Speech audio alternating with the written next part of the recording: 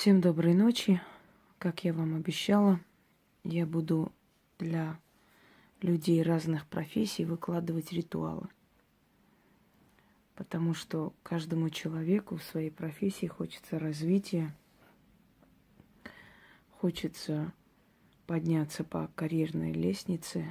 И как сказал, кажется, Жуков, если я не ошибаюсь, плох тот солдат, который не хочет стать генералом. Вот плох тот адвокат, который не хочет приобрести мировую славу и быть высокооплачиваемым специалистом в своей сфере. Дорогие друзья, адвокаты, защитники, люди, которые призваны защитить, спасти от несправедливого суда прежде всего. Но иногда бывает, что адвокаты защищают людей, скажем так, не совсем праведных. Можно ли судить адвоката за это? Я считаю, что нет. Это профессия, дорогие друзья. Отнеситесь к этому как к профессии. Врач должен лечить преступника? Или он должен думать о том, чтобы дать ему какую-то дозу, да, сверх меры и усыпить? Или не оказать первую помощь? Нет, он доктор. И он не должен думать об этом. В данный момент человек, который обращается к адвокату, он требует защиты. За деньги это или по собственной инициативе, неважно. Адвокат должен выигрывать дела. Только тогда он имеет право называть себя профессионалом. Конечно, бывают и проигрышные дела. Не всегда, скажем так, все дела адвоката венчаются успехом. Но в любом случае он должен стараться как можно больше выигрывать дела, причем сложные. И тогда его цена поднимается. Тогда он представляет известных людей, представляет людей сильных мира сего. Тогда к нему обращаются компании, концерны и так далее. Плохо ли, если у адвоката карьера, собственно говоря, поднимается вверх? Нет.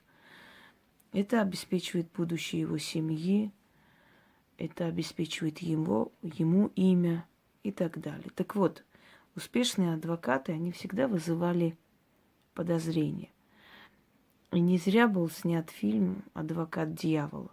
Считалось, что человек, который всегда выигрывает, что здесь что-то нечисто. Вообще любой человек, который успешен, он вызывает какое-то подозрение, что у него заключен договор с какой-то темной силой. Иначе он бы не смог быть столь успешен. Вы знаете, с одной стороны, в принципе, без твоей работы, без труда, без знания ты ничего не добьешься. С другой стороны, человек, который отдает свое время, работу, труд, может понравиться определенной силе, и эта сила будет покровительствовать ему. Тогда ему успех обеспечен. Адвокатам можно и следует обращаться к Фемиде. У них на это есть право, поскольку они служат самой юстиции. Юстиция – это богиня Фемида, у римлян юстиция, у греков Фемида. Вообще она называется карма, карающая. Но есть и одно но. Адвокаты должны выигрывать суд не всегда справедливо. И это нормально. Не всегда человек, который пользуется услугами адвоката, является чистым, как кристалл. Но должен ли об этом думать адвокат, когда защищает человека? Нет. Это с моральной точки зрения может быть нехорошо и так далее. Но, дорогие друзья, он профессионал. И если он профессионал, он должен выиграть этот суд. Тем самым доказать, что он может плыть и против течения и выигрывать то, что ему нужно выиграть.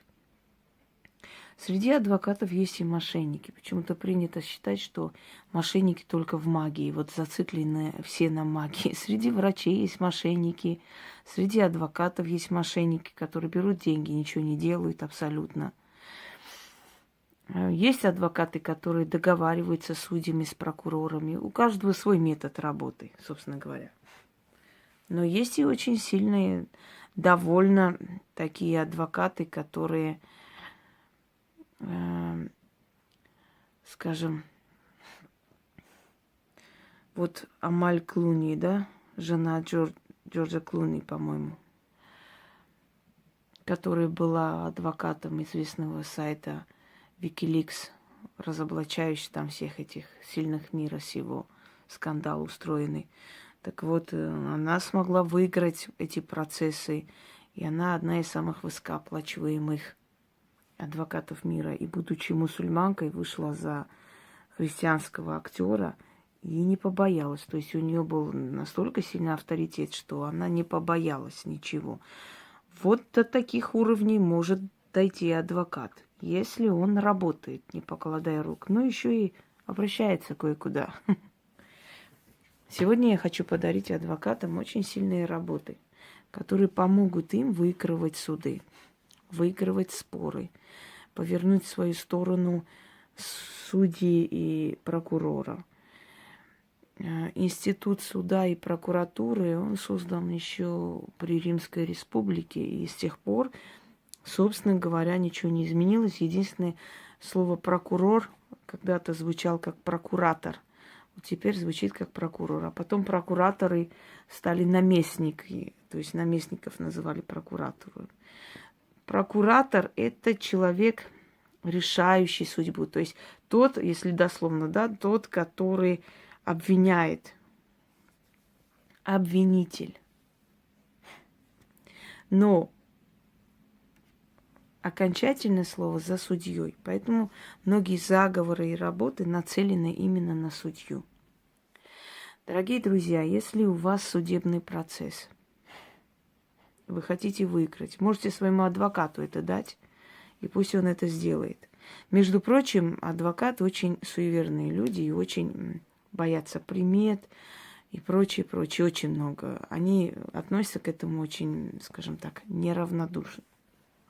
Нужно найти кривую палку. Хочу сказать, что у многих работ моих, да, некоторых вот последних, есть, то есть основа более древней поверья, может быть, и версии есть подобные, но работы именно мои. И это работы проверенные. То, что я попросила кому какой выложить, это говорит о том, что мне нужно в своих архивах покопаться, вытащить это все, переписать и где-то переделать, улучшить и подарить. Кривая палка, прямо кривая. Вот кривоватый такой, найдите какую-нибудь кривую сухую палку или, значит, оторвите там ветку дерева кривую. Обмотайте черной лентой. Можете ткань просто разрезать лентообразно и обмотать. И перед судом ночью, прежде чем ложиться спать, вот прям перед тем, как ложиться спать, что вы ни с кем говорить не будете после этого, читайте на эту палку 40 раз. Хотите выиграть суд? Значит, читайте. 40 раз на эту палку. Эту палку положить в сумку и забрать с собой в суд. Суд будет выигран. Здесь я буду говорить слово «обвиняемый», а вы называете имя человека, которого хотите вытащить. Если, дорогие друзья, у вас там, скажем так, это для практиков тоже подходит, выиграть суд. Если у вас есть такие работы, дела, и вам нужно выиграть суд, начитайте на эту палку 40 раз, отдайте людям, которые судятся. Пускай они в сумке перенесут в зал суда и сидят там, и дело выиграется. Но это больше для адвокатов, именно для адвокатов. Начнем. О ты, криводерево, немое, путанное, в черную ленту. Взываю к тебе. Запутывай судью, как я тебя запутала. Лишай его речи, как ты нема. Глаза ему закрой. Свидетелей задержи. Один в суд войдет, второй не придет, третий путаться станет. Судья на подсудимого имя. С жалостью глянет, да суд страшный помянет, испугается. Со всех сторон оправдает его и на все стороны отправит. Как я скажу, так и будет. Заклято. Почитали 40 раз. Положите в сумку и на следующий день в суд. Суд вами будет выигран. И постарайтесь своим коллегам этот секрет не выдать. Ну, они ничего не сделают, просто не надо. Потому как начнутся слухи, что вы ведьма. Дорогие друзья, этот амулет берет свое начало еще со времен древнегреческих ораторов и адвокатов. Но, скажем так, именно заговор на этот амулет потерян. Но я нашла несколько вариантов, скажем так, не заговоров, а именно обращений к каким-либо силам и составила свой заговор. И это очень помогает. Амулет для адвоката, для того, чтобы выигрывать суд. Возьмите грецкий орех или каштан. Продырявьте. Можете сердцевину вытащить, если получится. Можете оставить там.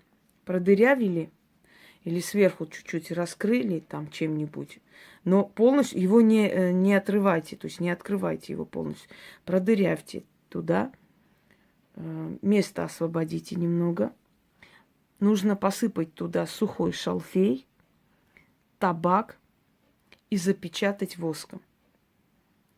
И можете положить в черную материю или в черный мешочек и носить с собой. Но каждый раз перед судом заговорите вот вытащите, значит, этот каштан или грецкий орех, держите на правой руке и заговорите 6 раз.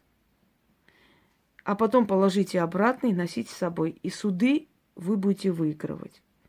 Но чем больше вы будете делать, усиливать, если все вместе будете делать, то вообще перед вами никакого вопроса не будет. Даже самые страшные преступления человеку дадут самый минимальный, скажем, срок. Но насколько вам идти на это, пусть это подскажет ваше моральное, этическое, скажем, воспитание. Да? Если человек убил ребенка и так далее, то и вы защищаете этого человека, да, ему смягчат приговор. Его признают больным, будут лечить. Но после вы сможете с этим жить? Если сможете, делаете. Итак, держите на правой руке. И когда вы это все скажете, положите, наступайте с правой ноги, не забудьте. Оно может получиться, если даже вы не наступите с правой. Ну, желательно усилиться. С правой ноги наступайте и идите в зал суда. Мир с миром судится, а я или а этот с этим судится, а я с этим сужусь. В руке правой держу священный амулет. Он мне подмога и совет. Ногой правой вступаю, мысли правые говорю, дело мое правое, как скажу, так и будет. Мне поверят, по-моему, будет. Заклято, заклято, заклято. И вот каждый раз, вытаскивая этот амулет, читайте и заходите. В зале суда для себя тихо, глядя на судью, ну так можете в полглаза смотреть вниз, смотреть, и как будто там читаете что-то, но читать на судью. Морока называется, оморочить судью, запутать его мысли. Он то, что хотел сказать, вообще забудь, что он хотел, как он хотел, все улетит.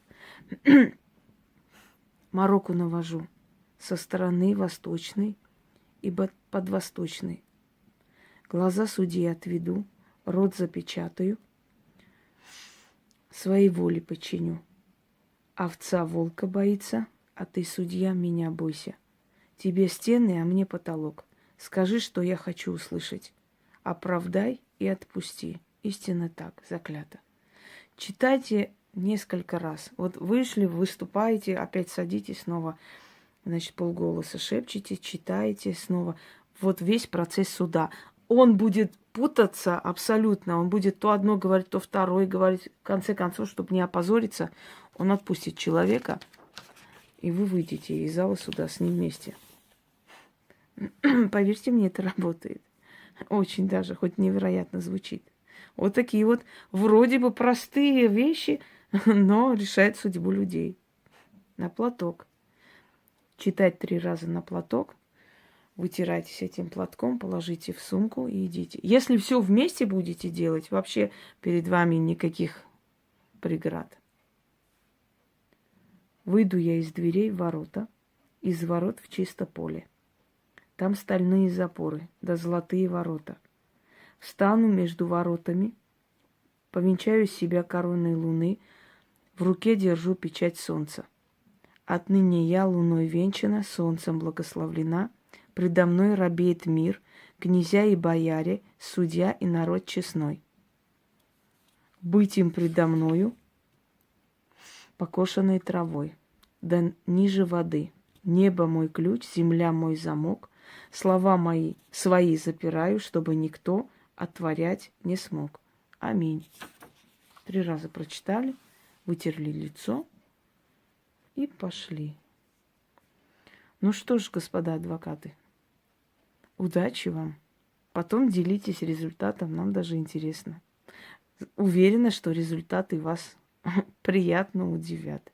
Если у вас есть сейчас споры, судебные процессы, вперед.